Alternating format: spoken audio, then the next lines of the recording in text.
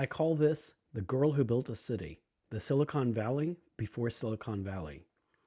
In the 1970s, before the real rise of Silicon Valley in California, the city in the US with the most millionaires per capita, according to the website Atlas Obscura, was Dalton, Georgia? Yes, Dalton, Georgia. In the 1890s, 12-year-old Catherine Evans Whitener, okay, that photo is from when she was older than 12, began making a so-called candlewick bedspread as a gift for her brother's wedding. She had seen an old tufted bedspread, but no one knew how to make it.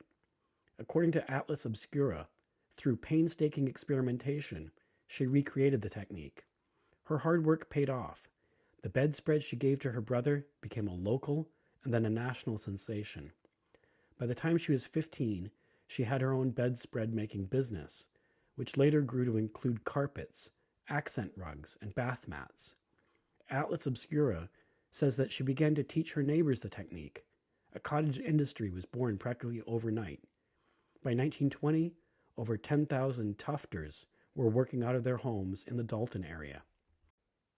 In tufting, yarns are inserted through a piece of fabric. The yarns are fixed on the back side of the fabric, and then another layer of backing fabric is added. The yarns are usually then sheared to a uniform height. Prior to the 1950s, most carpeting was made by weaving. In 1940, Joe Cobble, according to Randall Patton in the 1999 book Carpet Capital, The Rise of a New South Industry, Joe invented a multi-needle machine which tufted across the whole width of the bedspread.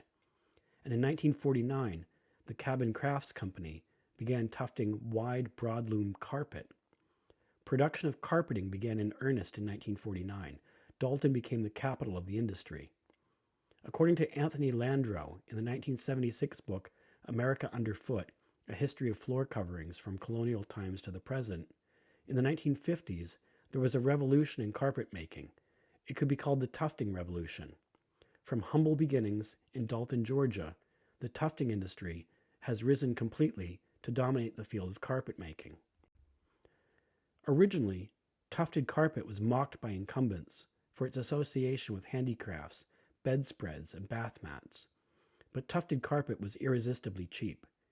In Carpet Capital from 1999, Randall Patton reports that in the early days of the industry, in 1955, a square yard of woven carpet cost about $6, while tufted carpet was only $3. Tufting did not just replace weaving, it grew the overall market. In percentage terms, from about 10% of the market, by value of product shipped in 1952, tufted carpet grew to 80% by 1965, just 13 years later. Today, more than 95% of all carpet is tufted. But another disruption began unfurling in the carpet industry while the tufting revolution was underway.